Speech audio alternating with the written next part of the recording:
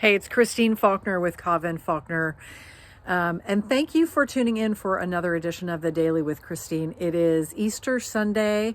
I can see that I got a little bit too much sun. Been out kind of tending to the garden, weeding, doing a lot of that today. And I wanted to wish everyone a happy Easter, happy Passover, hoping that you're having a lovely day or had a lovely day with your loved ones and your family, enjoying a meal together. We just got done finished eating our mine was vegan pasta, so not the traditional Easter dinner, but when you're a vegan you have to get creative. So I just thought I would put together a quick video to remind you about why, spring cleaning. Why do we spring clean? Why are we out there preparing our yards and our patio, probably getting ready for what's to come in the future, right? Warmer weather,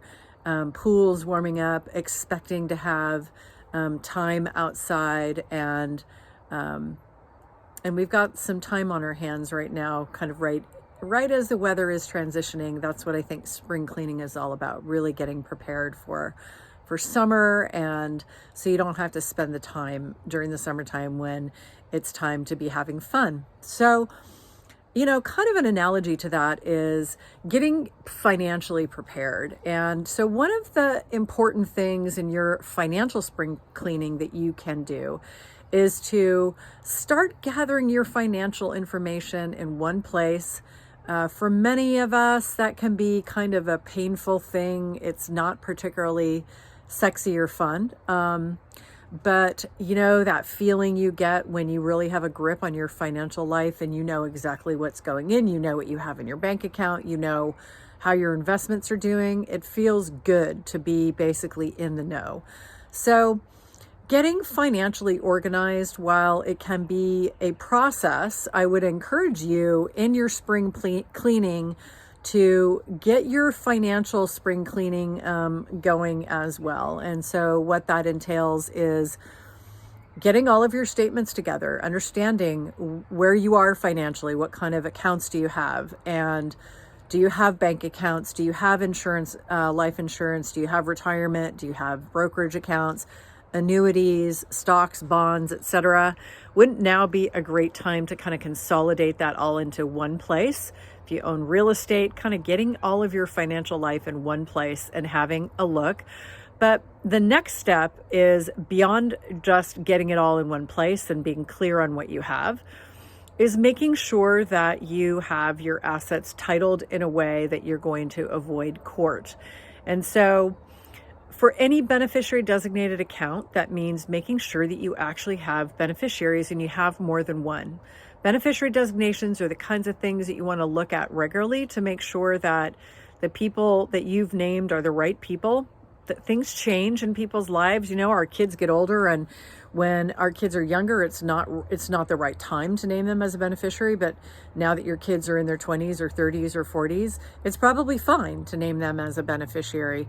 Really important to know that you have more than one beneficiary, because that way you have a backup plan. So always want to have a backup plan when it comes to your financial life. If you don't have an estate plan, if you don't have a trust and a will, but mostly if you don't have a trust, then did you know that you can actually name a beneficiary on your bank accounts? You can name a pay on death beneficiary. And so if you don't have an estate plan, one of the ways to make sure that you can pass on your financial assets without too much of a problem, without a formal estate plan, is to go into your bank and let them know that you want to name a pay on death beneficiary. And that way, if you do pass away, then the beneficiary that you've named can actually get access to the account, not during your lifetime, but after you pass away. So that's a nice thing to know. Many people don't know that, but it is something that you can do at your bank. If you have an estate plan, then it's probably a little bit more complicated in terms of who should be the right beneficiaries to have the outcomes that you want. So I'm not going to make any specific recommendations there. Sometimes it's your spouse and kids, sometimes it's your spouse and trust, sometimes it's your trust. Depends on the kind of trust plan that you have. But just was thinking about this today. You know, it is that time of year to get our spring cleaning done so that we're prepared for good times in the future. And your spring cleaning when it comes to your financial life is basically all about, you know, taking the time, putting that time in to get organized and cleaning up your financial accounts to make sure that your beneficiary designations are completed, or if you have an estate plan, that you have the right beneficiaries named for the kind of plan that you have. And so if you're not sure about that, if you've worked with an attorney, you might want to get in touch with your attorney and just ask to review that with them. If you haven't, if you already have a plan and you just don't really even know, or you haven't been in contact with your lawyer for a long time and you'd like us to help you out with that, we'd be happy to do that. So again, I hope you all have had and are still having a wonderful Easter, Passover. Hope the kids found all those yummy Easter eggs, and we'll see you again soon. Take care. Bye.